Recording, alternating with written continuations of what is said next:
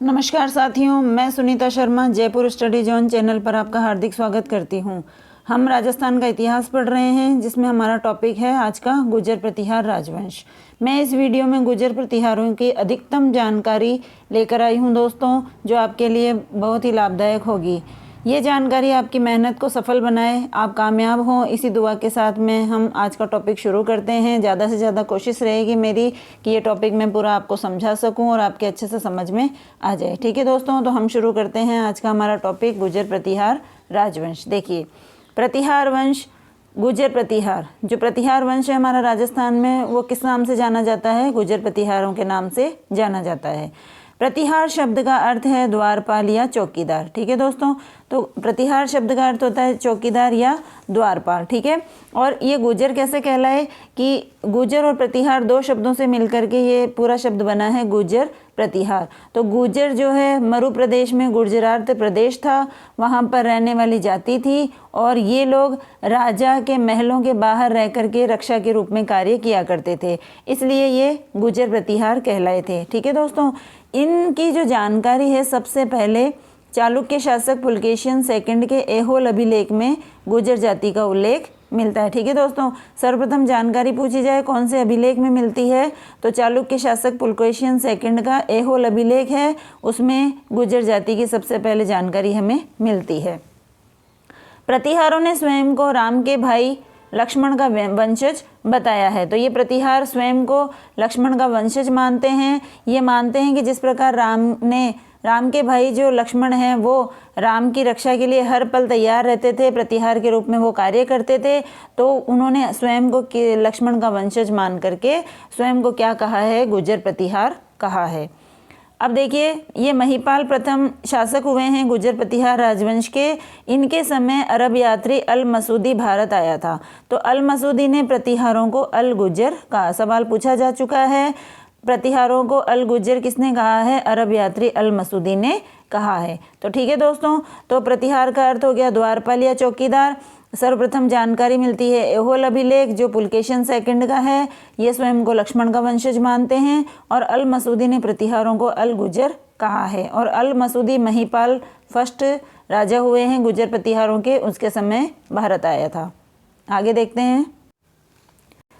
अब हम आगे पढ़ेंगे गुर्जर प्रतिहारों की उत्पत्ति से संबंधित जो मत हैं उनके बारे में पढ़ेंगे। तो देखिए दोस्तों, कर्नल जेम्स टॉड के अनुसार प्रतिहार खजर नामक विदेशी जाति से उत्पन्न हुए थे। तो कर्नल जेम्स टॉड के अनुसार खजर नामक विदेशी जाति है, खजर, उनसे इनकी उत्पत्ति होती है। इसके अलावा जो इम्पोर्टेंट है, वेरी वेरी इम्पोर्टेंट माना जाता है कि चंद बरदाई की रचना पृथ्वीराज रासो के अनुसार गुरु वशिष्ठ ने आबू पर्वत पर अग्निकुंड यज्ञ किया था, जिसमें से 4 राजपूत जातियां उत्पन्न हुई थी। ठीक है दोस्तों, वेरी वेरी इंपॉर्टेंट है, ध्यान में रखिएगा। तो गुर्जर जाति की जो उत्पत्ति है वो चंद बरदाई के अनुसार अग्निकुंड से मानी जाती है और गुरु वशिष्ठ ने आबू पर्वत पर अग्निकुंड किया था, जिसमें से 4 राजपूत जातियां उत्पन्न हुई। इन चारों के नाम है प्रतिहार, परमार, चालुक्य और चौहान। ठीक है दोस्तों, तो ये प्रतिहार और चौहान जो है हमारे सिलेबस में लगते हैं, इन दोनों के बारे में हम अच्छे से जानकारी प्राप्त करेंगे। तो इसमें से जो प्रतिहार है ये ही जो है गुजरात प्रदेश में रहने के कारण गुर्जर प्रतिहार कहलाते हैं। ठीक है दोस्तों, तो इनका जो सर्वाधिक मत है उत्पत्ति का, फेमस प्रसिद्ध, वो है अग्निकुंड यज्ञ है। और ये पूछा जाता है कि ये मत किसके अनुसार है, तो चंद बरदाई की रचना है पृथ्वीराज रासो के अनुसार। सवाल पूछा जाता है पृथ्वीराज रासो के अनुसार गुर्जर प्रतिहारों की उत्पत्ति किससे मानी जाती है, या चंद बरदाई के अनुसार गुर्जर प्रतिहारों की उत्पत्ति किससे मानी जाती है, तो हमारा आंसर होगा अग्निकुंड से मानी जाती है। ठीक है दोस्तों, आगे पढ़ते हैं हम। ह्वेनसांग की पुस्तक है सीयू की। ह्वेनसांग हर्षवर्धन के समय, कन्नौज का शासक था हर्षवर्धन, उसके समय ह्वेनसांग भारत आया था, चीनी यात्री है ये। इनके अनुसार सीयूकी के अनुसार इनकी पुस्तक है सीयूकी। इसके अनुसार प्रतिहारों का क्षेत्र कुचेला कहलाता है। कुचेला कहाँ पर है दोस्तों? गुजरात में। और इसकी राजधानी जो है पिलोमोली कहलाती है। ठीक है दोस्तों, भीनमाल और नागौर, ठीक है, इनको भी ये जो है ह्वेनसांग की पुस्तक सीयूकी में प्रतिहारों का क्षेत्र बताया गया है।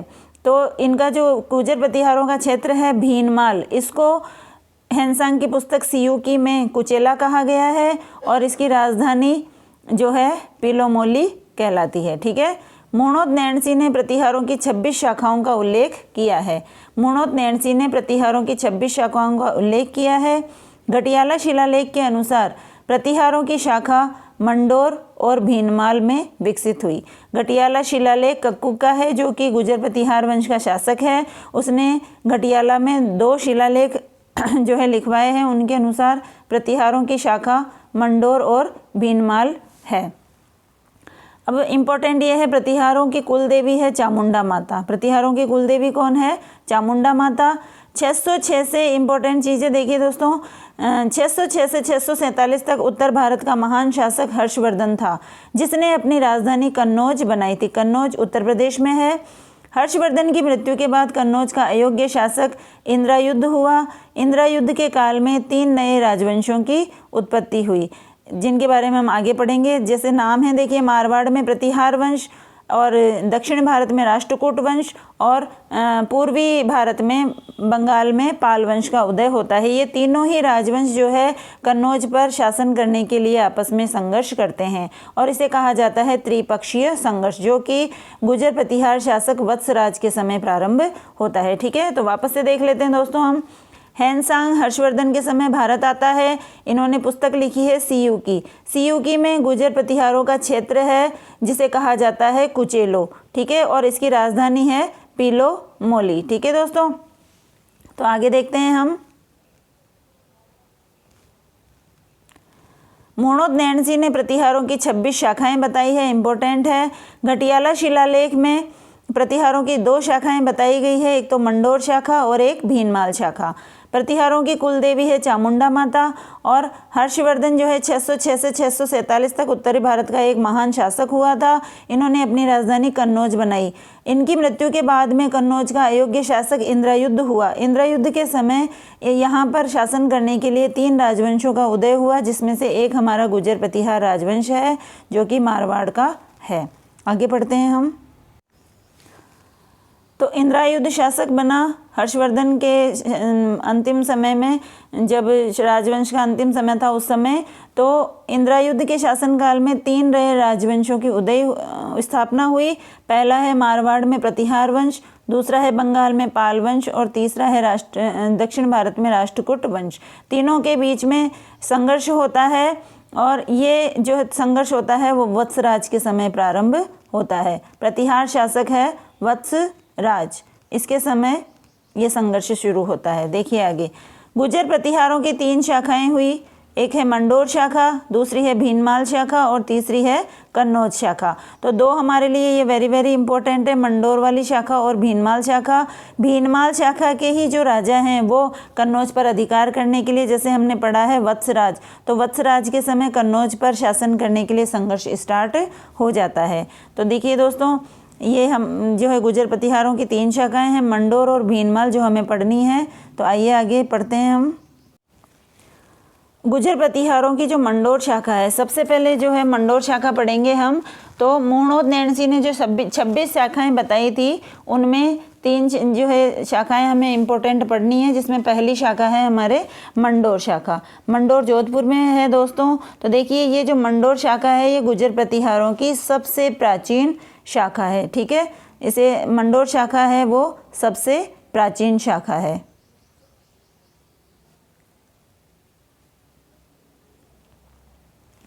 ठीक है दोस्तों, तो इसमें जो मंडोर शाखा का संस्थापक है उसका नाम है हरिश्चंद्र। प्रतिहार वंश का संस्थापक, आदि पुरुष और मूल पुरुष इसको कहा जाता है। और इम्पोर्टेंट है दोस्तों, ये उपाधि कितनी ही बार पूछी गई है कि हरिश्चंद्र की उपाधि क्या थी? रोहिलद्दी। क्या उपाधि थी इसकी? रोहिलद्दी उपाधि है। और इसकी राजधानी जो है वो है मंडोर। हरिश्चंद्र ने अपनी राजधानी बनाई, पूछा गया सवाल है, इम्पोर्टेंट है, ध्यान में रखिएगा। तो मंडोर जो है राजधानी है हरिश्चंद्र की। और इनकी पत्नी, 2 पत्नियां थी दोस्तों, एक थी पत्नी ब्राह्मण जो है महिला और एक थी क्षत्रिय महिला। तो क्षत्रिय महिला थी, उसका नाम था भद्रा। ठीक है, ब्राह्मण जो पत्नी थी इसकी, ब्राह्मण प्रतिहार जो कहलाई थी, उस पत्नी का नाम हमें नहीं मिलता है। क्षत्रिय पत्नी का नाम मिलता है भद्रा। और इसके 4 पुत्र होते हैं, भोग भट्ट, कद्दक रज्जिल और दह। तो इन चारों में से जो है रज्जिल नामक जो पुत्र है उन्होंने ही मंडोर राजवंश जो है गुर्जर प्रतिहारों का मंडोर शाखा है उसकी वंशावली शुरू की थी, ठीक है, और उसने भी अपनी राजधानी मंडोर को ही बनाया था। तो आगे पढ़ते हैं हम इसके बारे में।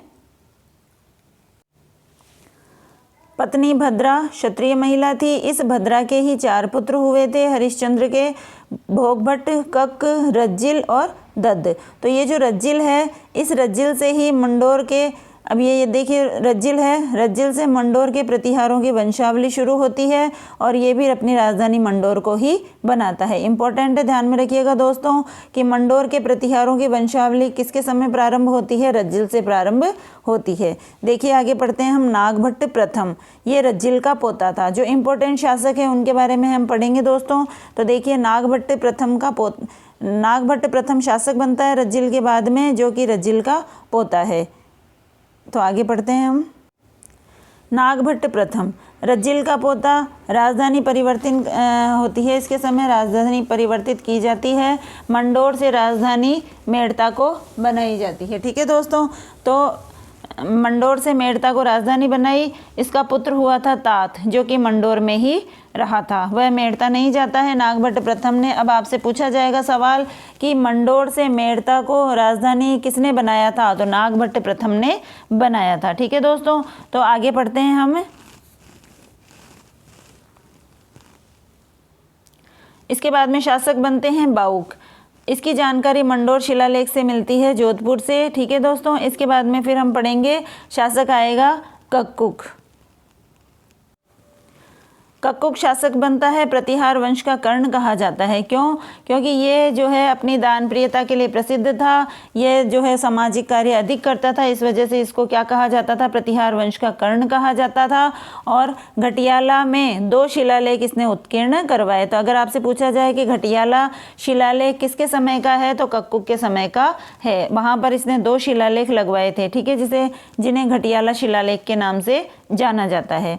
निर्माण, मंडोर में विजय स्तंभ का निर्माण इन्होंने करवाया। कक्कुक ने निर्माण करवाया मंडोर में विजय स्तंभ का, राज्य का दूसरा विजय स्तंभ कहलाता है, ठीक है दोस्तों। तो अब पहला हम देख लेते हैं कौन सा है। राज्य का पहला विजय स्तंभ है भीमलाट। कहाँ पर है? बयाना में, ठीक है। ये बनाया था, गुप्त वंश का शासक हुआ था समुद्रगुप्त, उसने राजस्थान का पहला विजय स्तंभ बनवाया था भीमलाट बयाना में, ठीक है दोस्तों।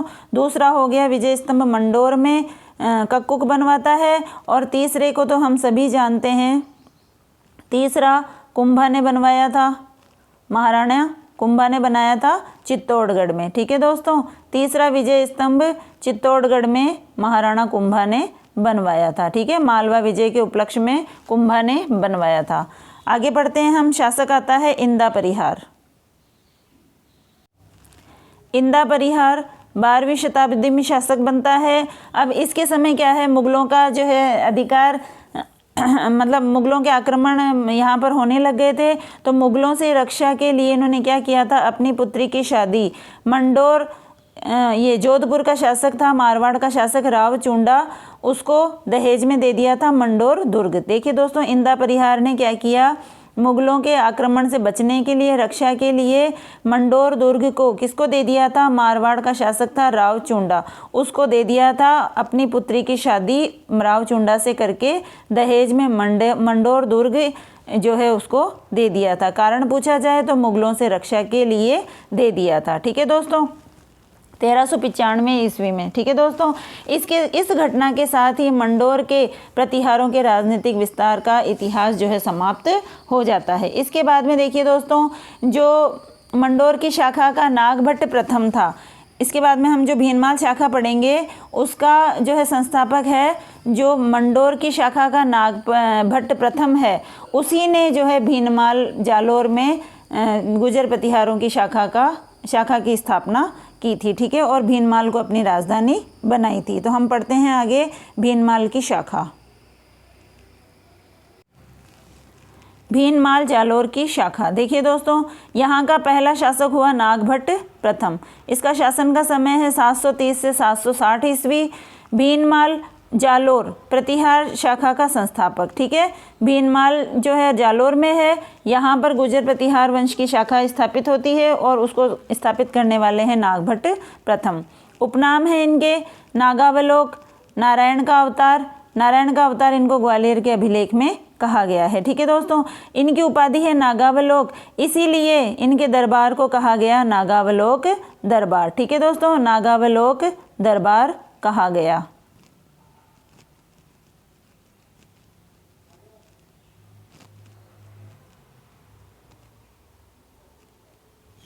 तो इनके दरबार को नागावलोक दरबार भी कहा जाता है।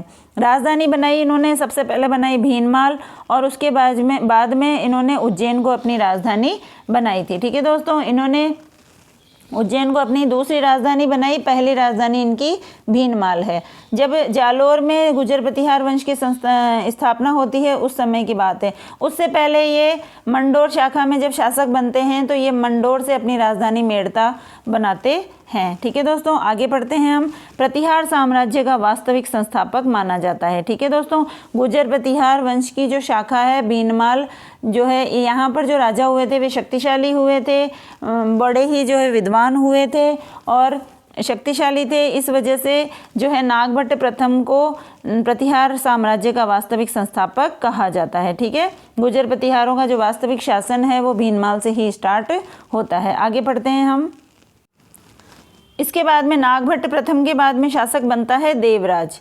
देवराज देखिए, अन्य नाम है इसका देवशक्ति, वराह अभिलेख में कहा गया है। ठीक है दोस्तों, इसके बाद में जो देवराज शासक बनता है उसको देवशक्ति कहा गया है, वराह अभिलेख में इसका उल्लेख मिलता है। इसके बाद में देवराज का पुत्र है वत्सराज, वेरी वेरी इंपॉर्टेंट है, ध्यान में रखिएगा दोस्तों। वत्सराज जो है देवराज का पुत्र है और इसकी उपाधि है रणहस्तिन की। उपाधि क्या है इसकी? रणहस्तिन की है। इसके अलावा इसकी एक उपाधि और मिलती है, वह है जय वराह। कौन सी उपाधि है? जय वराह। ठीक है तो वत्सराज देवराज का पुत्र है, उपाधि है रणहस्तिन और जयवराह। कन्नौज पर अधिकार के लिए त्रिपक्षीय संघर्ष की शुरुआत। सवाल पूछा गया है, रणहस्तिन का सवाल भी पूछा जा चुका है कि ये उपाधि किसकी थी? वत्सराज की है। और इधर कन्नौज पर अधिकार के लिए त्रिपक्षीय संघर्ष की शुरुआत होती है, वह भी वत्सराज के समय प्रारंभ होती है। आगे त्रिपक्षीय संघर्ष वत्सराज के समय प्रारंभ होता है। तो देखिए, गुर्जर प्रतिहार वंश, बंगाल का पाल वंश और दक्षिण भारत का राष्ट्रकूट वंश, इन तीनों के बीच में संघर्ष प्रारंभ हो जाता है कन्नौज को लेकर। कौन से स्थान को लेकर दोस्तों? कन्नौज को लेकर। क्योंकि हर्षवर्धन की मृत्यु के बाद में वहाँ के जो उत्तराधिकारी थे वो कमज़ोर थे, तो वो अच्छे से वहाँ का शासन नहीं संभाल पा रहे थे। इस वजह से कन्नौज को लेकर के त्रिपक्षीय संघर्ष प्रारंभ हुआ और गुर्जर प्रतिहार वंश का उस समय शासक था वत्सराज। ध्यान में रखेंगे दोस्तों, वेरी वेरी इंपॉर्टेंट है। तो देखिए आगे, वत्सराज ने पाल शासक धर्मपाल को पराजित किया था। ठीक है, पाल वंश का शासक है धर्मपाल, उसको पराजित किया था। और राष्ट्रकूट शासक ध्रुव ने वत्सराज को पराजित किया था। देखिए दोस्तों, वत्सराज ने तो इस संघर्ष में पाल वंश के शासक धर्मपाल को पराजित किया था और राष्ट्रकूट वंश का शासक था ध्रुव, उसने वत्सराज को जो है पराजित किया था। इसके बाद में देखिए, वत्सराज ने कन्नौज के शासक इंद्रायुध को पराजित किया था। इंद्रायुध कन्नौज का जो शासक, कमजोर शासक हुआ था, उसको वत्सराज ने पराजित किया था। ठीक है दोस्तों, तो ये जानकारी आपके लिए लाभदायक रहेगी और मैं ये आशा करती हूँ कि ये जानकारी आपकी मेहनत को सफल बनाएगी और सफलता आपके कदम चूमे। दोस्तों, अगर आपको ये जानकारी अच्छी लग रही है तो कमेंट्स करके मुझे बताएं। अगर कोई भी कमी है, दिक्कत है, तो वो भी आप मुझे कमेंट्स करके अवश्य बताएं। ठीक है दोस्तों, पसंद आए तो लाइक करें, शेयर करें और चैनल को सब्सक्राइब करें। तो आगे हम पढ़ते हैं, इसके बाद में आगे की जानकारी देख। वत्सराज के समय ओसिया में महावीर स्वामी जैन मंदिर का निर्माण कराया गया। वत्सराज के समय महावीर स्वामी का मंदिर बनाया गया। पूछा जा सकता है सवाल कि ओसिया में महावीर स्वामी का जैन मंदिर जो है किसने बनवाया था? वत्सराज ने बनवाया था। अब इम्पोर्टेंट सवाल है दोस्तों, कई बार प्रश्न पूछा गया है कि उद्योतन सूरी किसके दरबार में था? जीनसेन सूरी किसके दरबार में था? कुवलय माला ग्रंथ उद्योतन सूरी ने किसके दरबार में रहकर लिखी थी? तो इसको अच्छे से पढ़ लेंगे हम दोस्तों। वत्सराज के दरबारी विद्वान थे उद्योतन सूरी और जिनसेन सूरी। उद्योतन सूरी ने कुवलय माला ग्रंथ लिखा 778 ईस्वी में और जैनसेन सूरी ने हरिवंश पुराण लिखा 783 ईस्वी। कहीं कहीं पर दोस्तों 781 भी मिलता है, तो ध्यान में रखेंगे 781 और 783 दोनों में से जो भी ऑप्शन में आए वो हमें करना है। ठीक है। कन्नौज के शासन में हस्तक्षेप के कारण वत्सराज का शासन राजस्थान तक ही सिमट कर रह गया था। ठीक है दोस्तों, इस संघर्ष में ये ज़्यादा सफल नहीं हो पाया था वत्सराज, तो इसका जो शासन है वो राजस्थान से बाहर तक बढ़ ही नहीं पाया था। इसके बाद में जो शासक आते हैं वो कन्नौज पर शासन करने में सफल भी होते हैं और अन्य स्थानों पर भी अपने साम्राज्य का विस्तार करते हैं। ठीक है दोस्तों, तो आगे पढ़ते हैं हम। अब वत्सराज का पुत्र शासक बनता है नागभट्ट सेकंड। वत्सराज का पुत्र है, इसके बारे में हम देखते हैं आगे। नागभट्ट सेकंड वत्सराज का पुत्र है। इनकी उपाधि है परम भट्टारक महाराजाधिराज परमेश्वर की उपाधि। दोस्तों, जो पहले मैंने आपको बताई है अभी, रणहस्तिन की उपाधि किसकी है? वत्सराज की है। ध्यान में रखिएगा। जयवराह उपाधि किसकी है? वत्सराज की है। अब देखिए, इसके अलावा नागावलोक की उपाधि हमने देखी नागभट्ट प्रथम की है दोस्तों, तो इन सब चीज़ों को हमें ध्यान में रखना है। और गुर्जर प्रतिहार वंश का कर्ण किसको कहा जाता है? कक्कू को कहा जाता है। देखिए आगे, परम भट्टारक महाराजाधिराज परमेश्वर की उपाधि दी गई है नागभट्ट सेकंड को। ग्वालियर शिलालेख के अनुसार नागभट्ट सेकंड ने देखिए मत्स्य प्रदेश, मालवा, आनर्त प्रदेश जो कि उत्तरी काठियावाड़ का प्रदेश है, काठियावाड़ गुजरात में है दोस्तों। इसके अलावा किरात और जो कहाँ पर है? हिमालय का क्षेत्र है। मालव और वत्स तथा कौशाम्बी ये उत्तर प्रदेश के जो है प्रदेश हैं और जगह का नाम है दोस्तों। यहाँ पर इसने अधिकार कर लिया था। त्रिपक्षीय संघर्ष इसके समय भी जारी रहा। कन्नौज को लेकर जो त्रिपक्षीय संघर्ष वत्सराज के समय प्रारंभ हुआ था वो नागभट्ट सेकंड के समय भी चलता रहा था। और यहाँ पर ये एक जो है कन्नौज का शासक था चक्रायुद्ध। क्या नाम था दोस्तों? चक्रायुद्ध। इसको पराजित करके कन्नौज पर शासन करने में सफल होता है और कन्नौज को अपनी राजधानी बनाता है। कन्नौज को जीत लेता है ये चक्रायुद्ध को हरा करके और कन्नौज को अपनी राजधानी बनाता है। ठीक है दोस्तों, ध्यान में रखिएगा। कन्नौज को किसने राजधानी बनाई थी? नागभट्ट सेकंड ने बनाई थी। आगे पढ़ते हैं हम। देखिए दोस्तों, जो नागभट्ट सेकंड है उसने अपनी राजधानी कन्नौज बनाई थी और इस समय नागभट्ट सेकंड के समय उत्तरी भारत में एक शक्तिशाली राज्य बन चुका था, लेकिन अपने अंतिम समय पर नागभट्ट सेकंड ने गंगा में जल समाधि ले ली थी। ठीक है दोस्तों, और इसके बाद में इनका पुत्र है जो है रामभद्र, ये शासक बनता है। ठीक है दोस्तों, ये नागभट्ट सेकंड के बाद में शासक कौन बनता है? रामभद्र बनता है। अब रामभद्र को क्या कहा जाता है दोस्तों? देखिए, रामभद्र का पुत्र है मिहिरभोज। रामभद्र का पुत्र है मिहिरभोज। मिहिरभोज ने क्या किया था? रामभद्र की हत्या कर दी थी। ठीक है दोस्तों, रामभद्र एक कमजोर शासक था, इसकी कोई महान उपलब्धि नहीं है, तो इसका पुत्र हुआ था मिहिरभोज। मिहिरभोज ने हत्या की थी। मिहिरभोज ने हत्या की, रामभद्र की हत्या कर दी थी। इस वजह से मिहिरभोज को क्या कहा जाता है? प्रतिहारों का पितृहंता कहा जाता है। मिहिरभोज ने अपने पिता रामभद्र की हत्या कर दी थी और फिर रामभद्र की हत्या के बाद में शासक कौन बनता है? मिहिरभोज बनता है। ये देखिए, मिहिरभोज अपने समय का एक बहुत ही प्रतिभाशाली और अच्छा शासक रहा था, लेकिन इसके ऊपर एक कलंक लग गया था कि इसने अपने पिता की हत्या कर दी थी। बाकी जितने भी बढ़िया बढ़िया कार्य हैं सारे मिहिरभोज के समय होते हैं दोस्तों। मिहिरभोज के समय को गुर्जर प्रतिहार वंश का स्वर्ण काल कहा जाता है। ठीक है दोस्तों, तो पढ़ते हैं हम मिहिरभोज के बारे में। देखिए दोस्तों, पढ़ते हैं मिहिरभोज।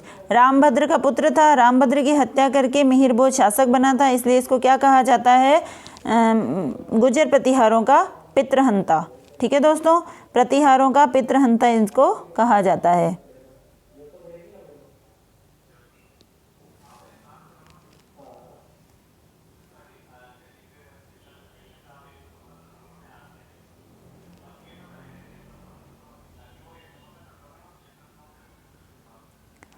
प्रतिहारों का पितृहंता कहा जाता है। उपनाम है इनके आदिवराह और प्रभास पाटन। ठीक है, आदिवराह। देखिए दोस्तों, पहले आया था जयवराह। जयवराह किसकी उपाधि है? वत्सराज की। तो ध्यान में रखिएगा, दोनों सवाल पूछे जा चुके हैं। उधर से रणहस्तिन का सवाल पूछा जा चुका है। वत्सराज के समय का वत्सराज की उपाधि थी रणहस्तिन। ठीक है, और ये है आदिवराह और प्रभास पाटन, दोनों उपाधियां पूछी जा चुकी है। मिहिर भोज की है आदिवराह और प्रभास पाटन। प्रतिहारों का सबसे शक्तिशाली शासक है। गुर्जर प्रतिहार वंश का स्वर्णकाल कहलाता है मिहिर भोज का शासनकाल। वैष्णव धर्म का इन्होंने संरक्षण किया था। दोस्तों, इनके बारे में ये कहा जाता है कि ये गुर्जर प्रतिहार वंश का कट्टर इस्लाम विरोधी शासक था, जिसने बलपूर्वक बहुत से मुसलमानों को हिंदू बनाया था। ठीक है दोस्तों, और वैष्णव धर्म को संरक्षण प्रदान किया था। ठीक है, और विष्णु का उपासक था, इसीलिए इसको क्या कहा गया था? आदिवराह की उपाधि दी गई थी। आदिवराह इसको ग्वालियर प्रशस्ति में कहा गया है और प्रभास पाटन की उपाधि इसको दौलतपुर अभिलेख में दी गई है दोस्तों। ठीक है दोस्तों, तो देखिए वापस से, प्रतिहारों का पितृहंता है मिहिर भोज, सबसे शक्तिशाली शासक है, स्वर्णकाल है इसका शासनकाल, वैष्णव धर्म का संरक्षक है, आदिवराह और प्रभास पाटन की इनको उपाधि दी गई है। आगे देखते हैं हम। मिहिर भोज के समय अरब यात्री सुलेमान भारत आता है। अरब यात्री सुलेमान भारत आया। ध्यान में रखिएगा दोस्तों, पूछा गया सवाल है, सुलेमान किसके समय भारत आया था? मिहिर भोज के समय भारत आया था। अरब यात्री सुलेमान ने मिहिर भोज को अरबों का अमित्र और इस्लाम का शत्रु बताया है। ठीक है, अभी पहले मैंने आपको बताया है कि इस्लाम का कट्टर विरोधी था ये, तो इसको इस वजह से अरब यात्री सुलेमान ने इसको अरबों का अमित्र कहा है, मतलब शत्रु कहा है, और इस्लाम का भी शत्रु इसको कहा है। ठीक है दोस्तों, और हिंदुस्तान को क्या कहा है इन्होंने? काफिरों का देश कहा है। सुलेमान ने हिंदुस्तान को काफिरों का देश कहा है और इस्लाम का शत्रु और अरबों का अमित्र मिहिर भोज को बताया है। इसके बाद में मिहिर भोज के बाद में शासक बनता है महेंद्रपाल फर्स्ट। ठीक है दोस्तों, ये है मिहिर भोज का पुत्र। उपनाम है इसके निर्भय राज और रघुकुल चूड़ामणि। रघुकुल चूड़ामणि और निर्भय राज और निर्भय नरेश, ये इनकी उपाधियां हैं। तो दोस्तों, पाल और राष्ट्रकूटों की संयुक्त सेना को इन्होंने पराजित किया था। महेंद्रपाल फर्स्ट ने, मिहिर भोज का पुत्र है, निर्भय नरेश, निर्भय राज और रघुकुल चूड़ामणि, ये पूछा गया सवाल है। और पाल तथा राष्ट्रकूटों की संयुक्त सेना को इन्होंने पराजित किया था। आगे पढ़ते हैं हम। भारत का अंतिम हिंदू महान सम्राट माना जाता है। दोस्तों, ये कौन है? भारत का अंतिम महान हिंदू सम्राट माना जाता है महेंद्रपाल जो फर्स्ट है, वो भारत का अंतिम महान हिंदू सम्राट माना जाता है। इसके दरबार में एक कवि था प्रसिद्ध राजशेखर, बहुत ही प्रसिद्ध कवि हैं राजशेखर। इनकी रचनाएं पूछी जाती है, तो इनकी रचनाएं ध्यान में रखिए दोस्तों। पहली बात तो ये याद रखिए, राजशेखर किसके दरबारी कवि थे? महेंद्रपाल फर्स्ट के दरबारी कवि थे। और इन्होंने कौन कौन सी रचनाएं लिखी है? काव्य मीमांसा, कर्पूर मंजरी, हरविलास, प्रचंड पांडव, विद्वसाल भंजिका और भुवन कोश। कई बार पूछे गए सवाल हैं, वेरी इंपॉर्टेंट रचनाएं हैं ये। तो दरबारी कवि हैं राजशेखर, और काव्य मीमांसा, कर्पूर मंजरी, हरविलास, प्रचंड पांडव और विद्वसाल भंजिका और भुवन कोश। ये प्रचंड पांडव जो रचना है इनकी, इसको बाल भारत भी कहा जाता है। तो ध्यान में रखिएगा, बाल भारत रचना, बाल भारत रचना प्रचंड पांडव का ही दूसरा नाम है। इसके बाद में शासक बनते हैं भोज सेकंड। भोज सेकंड महेंद्रपाल फर्स्ट के पुत्र हैं और इनके समय उत्तराधिकारी संघर्ष चालू रहता है। तो इनके सौतेले भाई हैं महीपाल फर्स्ट। महीपाल फर्स्ट ने इनको पराजित करके इनसे राज्य छीन लिया और स्वयं शासक बन जाते हैं। ठीक है दोस्तों, तो देखिए महीपाल फर्स्ट, उपाधि है रघुकुल मुकुटमणि, है ना। रघुकुल मुकुटमणि और रघुकुल मुक्तामणि राजशेखर के द्वारा ही इनको ये उपाधि दी गई थी। जो राजशेखर हम अभी महेंद्रपाल फर्स्ट के समय पढ़ कर के आए हैं, वो ही जो है कवि इनके दरबार में भी रहते हैं और ये जो है इनको रघुकुल मुक्तामणि या फिर रघुकुल मुकुटमणि की उपाधि इनको देते हैं। इसके अलावा इनकी और उपाधियाँ भी थी, हैरंबपाल और विनायक पाल भी इनको कहा जाता था। राष्ट्रकूट वंश के शासक इंद्र तृतीय ने इनको पराजित किया था और कन्नौज पर अधिकार कर लिया था। ठीक है दोस्तों, कन्नौज पर अधिकार कर लिया था। अब हम ये सवाल पूछते हैं कि कन्नौज पर सबसे पहले अधिकार किसने किया था? तो नागभट्ट सेकंड ने। संघर्ष तो शुरू हुआ था वत्सराज के समय, लेकिन वो सफल नहीं हुआ था और उनके पुत्र नागभट्ट सेकंड ने कन्नौज पर अधिकार करके और कन्नौज को अपनी राजधानी बनाया था। ठीक है दोस्तों, इसके बाद में मिहिर भोज के समय भी कन्नौज पर अधिकार रहता है इनका, गुर्जर प्रतिहारों का। और अब देखिए, राष्ट्रकूट वंश के शासक हैं इंद्र तृतीय ने महिपाल फर्स्ट के समय कन्नौज पर आक्रमण करके और इनको पराजित किया और कन्नौज पर अधिकार कर लिया है। महिपाल फर्स्ट के समय अल मसूदी नामक अरब यात्री भारत आता है। अभी हम पढ़ के आए हैं कि मिहिर भोज के समय सुलेमान भारत आया था और यहाँ पर हम देख रहे हैं अल मसूदी भारत आया था महिपाल फर्स्ट के समय। अल मसूदी ने राजा को बोरा कहा और यहाँ के निवासियों को अल गुज्जर कहा था। ठीक है दोस्तों, तो इन्होंने यहाँ राजा को तो बोरा कहा है और निवासियों को अल गुज्जर कहा है। इसके बाद देखिए दोस्तों, कई शासक आते हैं, लेकिन अब अंतिम समय चल रहा है गुर्जर प्रतिहार वंश का। कोई भी शक्तिशाली शासक बाद में नहीं होता है और धीरे धीरे फिर एक शासक आते हैं राज्यपाल या राजपाल। इनके समय महमूद गजनवी का आक्रमण हो जाता है भारत पर, कन्नौज पर 1018 में, और ये जो राज्यपाल है वो उनसे डर करके आत्मसमर्पण कर देते हैं और वहाँ से भाग जाते हैं। ठीक है दोस्तों, तो पढ़ते हैं हम इसके बाद में राजपाल या राज्यपाल। देखिए दोस्तों, इसके बाद में जो है शासक बनते हैं महिपाल फर्स्ट के बाद में महेंद्रपाल सेकंड, फिर देवपाल और फिर विजयपाल। उसके बाद में शासक बनते हैं राज्यपाल। मोहम्मद गजनवी का कन्नौज पर आक्रमण होता है 1018 में, तो राज्यपाल जो है डर जाता है और आत्मसमर्पण कर देता है और वहाँ से डर करके भाग जाता है, कन्नौज छोड़ करके भाग जाता है। तो राज्यपाल की कायरता के कारण इसके जो अन्य जो सहायक शासक वगैरह थे मिलने वाले, वो इनको कमज़ोर समझ करके इसको मार डालते हैं। इसके बाद में शासक बनता है त्रिलोचन पाल और त्रिलोचन पाल के समय भी 1019 में महमूद गजनवी आक्रमण करता है। ठीक है दोस्तों, तो ये अंतिम पड़ाव चल रहा है गुर्जर प्रतिहार वंश के शासकों का, अंतिम समय। तो देखते हैं आगे कौन कौन से शासक हैं। अगला शासक आता है दोस्तों त्रिलोचन पाल। गजनवी ने 1019 में पुनः आक्रमण किया। ठीक है दोस्तों, और इसको पराजित कर देता है। अब यशपाल जो है प्रतिहार वंश का अंतिम शासक है 1036 में।